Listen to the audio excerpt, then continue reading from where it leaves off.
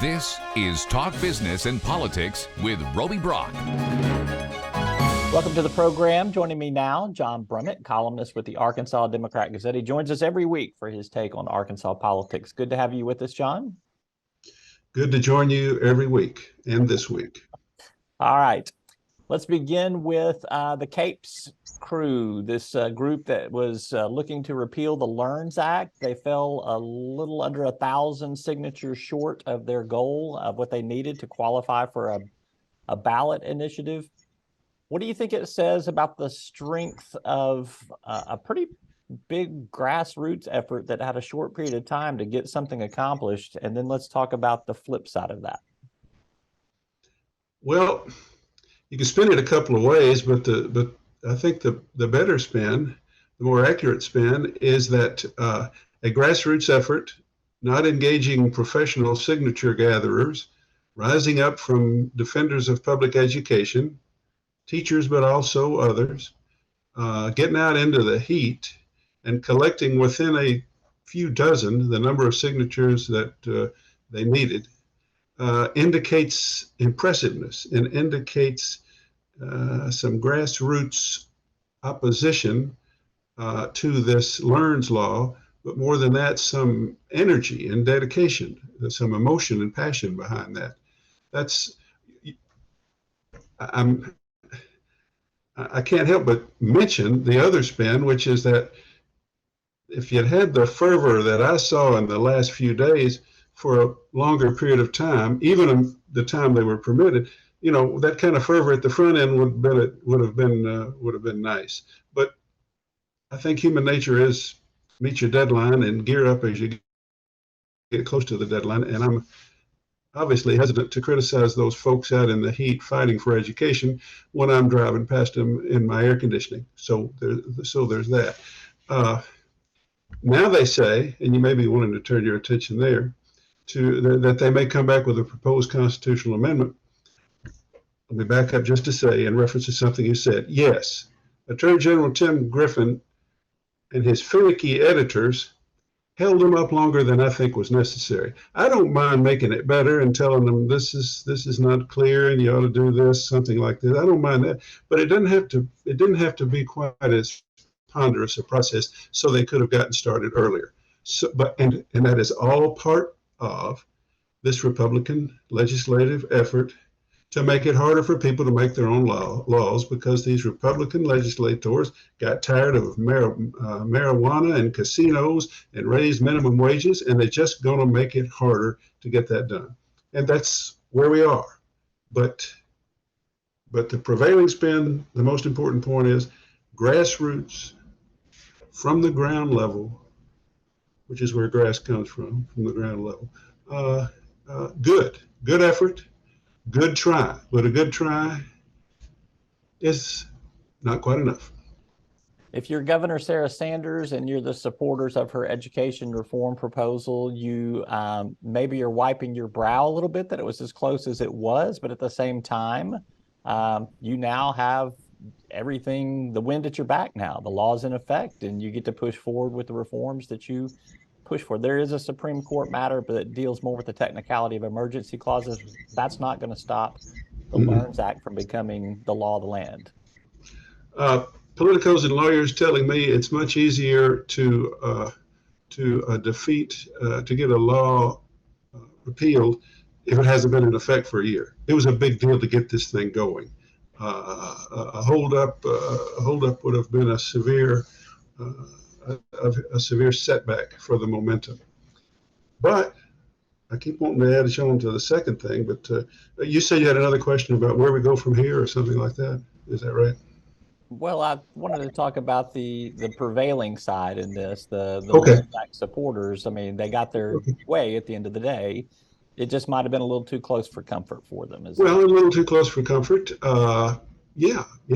And good try and came close. Yeah. That's what we take away from it. There are a lot of people out there, not only against this LEARNS Act, but driven to exercise the political process, to resist it, to fight it. Right. So that's what it showed. What happens next? What do you see as the next kind of cards being laid on the table? I don't know what's going to actually happen, but I am intrigued. I am quite intrigued, and I just finished a column about it. The Cape's spokesman said, yeah, we appreciate the Secretary of State worked in good faith. Tim Griffin heard us. We tried. We did great. Sorry we didn't make it. Now we're going to regroup. And what we're looking at is a petition effort not to repeal the law, refer the law, but to put in the Constitution an amendment that would address some of the things we find objectionable in the law. And that takes 30,000 more signatures. That still says you've got to work, as for now, we're trying to get 50 counties rather than just 15, although that's being litigated. It still means you got to run your text by Tim Griffin. It will be possible, no easier and likely harder. But what they're talking about is something I just find very intriguing, and I put it out there. It's an amendment not to repeal anything, but to apply a principle. What they're saying is maybe a constitutional amendment saying something to the effect that if you receive per pupil money from the state to educate children, you must provide transportation, and you must serve all comers, including those with special needs. That's a conceptual kind of thing that would go in a state constitution. It's not too specific that it ought to be a statute. That's a concept. And it could be sold as a positive improvement on the LEARNS Act, when in fact, as you and I know, a lot of these private schools aren't going to participate if that's what they have to do. But it's an interesting way to go at it. And I've long said our state constitution is filled with too many specifics, it needs to be conceptual. This would be conceptual, and it would in a way, indirectly, it would apply to making not repealing the LEARNS Act, but making it, ideally, you could argue, fairer and more universal. That if you're going to get per pupil funding for public education, you're going to get taxpayer money, then you're going to have to run some buses for these folks. You're going to have to take those who want to take their voucher to you. I just find that a better way to go, politically, substantively, conceptually. I'm not saying they're going to get it done, but I was intrigued when I saw that as a prospective new measure. I don't think it changes the lines in the sand of where the battleground is, though. You're still going to have the Sanders pro-education, pro-LEARNS Act reform proponents on one side, of supporters of public schools that don't want to see those changes that LEARNS provides on the other side. I don't think it brings anybody into a different camp necessarily. You're just saying it's an easier political message to sell. That's exactly what I'm saying. Easier, and I think better. Instead of, we're against what they're trying to do here. Well, we're not necessarily against it if this is done. And this is for the children, and this is for fairness. And you're saying voters will cut through that and say it's the same old thing. They're trying to destroy the bill by doing this.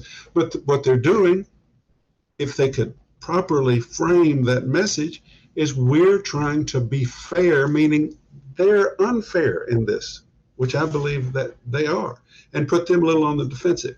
I'm just, in the abstract, never losing optimism that good things can happen.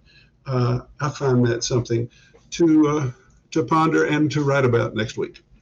John Brummett, eternal optimist. All right, Let's talk about another development in Arkansas politics this past week. Larry Walther, the long-serving Department of Finance Administration Secretary, has been named the Treasurer of State to fill in for the recently passed Mark Lowry. He'll fill out the remaining 2 years, I guess really about a year and a half of that term before another successor is elected in 2024. Larry Walther's had a pretty distinguished career in private business and a pretty distinguished career in politics. He's done maybe is more in politics than he's done in private business now. But what's your take on Walther and his capabilities for leading that office and what he might bring in terms of stability? Well, I will say this in terms of stability. I don't think I wrote an entire column about it, but I think I went on social media to praise one thing about Sarah Sanders as she put together her administration. And that one thing was the decision to retain Larry Walther as head of DFNA, who is that is as integral a job as there is in state government, in service to the executive branch and running state government and dealing with what it says, finance and administration. He's Southwestern Bell executive of long-standing, high executive. He's done some federal appointment work that he did in the Obama administration. He was in the first governor Mike Huckabee's administration in a high level economic development, I think. Then Asa Hutchinson made him DFNA director. He's an old, seasoned, trusted hand, and I thought this is good that Sarah Sanders knows she needs in this key job. She's going to keep this guy. She got no great respect, apparently, for Asa Hutchinson or much about his governorship, but that she wanted to continue, and that's a tribute to him. Some people may have noticed that he had agreed to leave a job that pays $190,000 to take one that pays 90-something thousand. I've actually had some queries from people. Why would he do that? Well, I don't know how to put this in a way that's delicate, but head of DFNA, working as head of the executive branch of that agency under the governor, is a more important job than a constitutional office treasurer, which has been held over the years by political hangers-on just hanging out. Now, that the treasurer's function is important.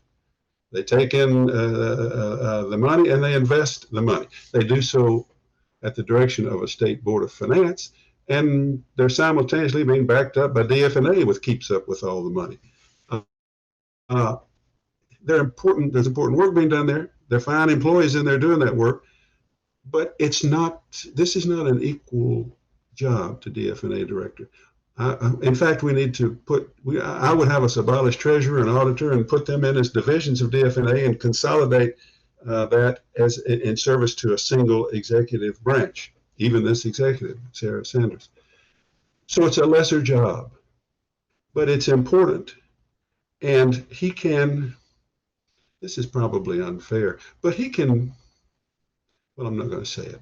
I think he was ready maybe to have a different, perhaps lesser responsibility, but important to the state. And with a vacancy in that office, in that constitutional office, he's done us all a favor by sliding over and taking a pay cut of $100,000. I'll put it that way. Yeah. All right. Well, I think I'm hoping to have him on the TV show this next week, and just to talk a little bit about his career and a little bit about what he hopes to bring to the treasurer's office. So we'll see where that goes. Well, I look forward to that. No doubt, fine interview. Good. You've given us a hint that you've got a couple of columns in the works, so we will look forward to reading those as the week progresses. Anything else you want to tease in your column category? No, I'm only ahead by one, and it's the one I went off on early about this idea of a proposed constitutional amendment. I just put the finishing touches on that. That's why it was fresh on my mind. I don't know what's coming after that, but Trump will still be Trump. Indictment will he'll still be indicted by Wednesday or Thursday. So there's always that. Something might come up on that. I hope something else, though. All right. He is John Brummett. He's columnist with the Arkansas Democrat Gazette. We always appreciate you spending some time with us. Thank you. Thank you, Robbie. Bye-bye.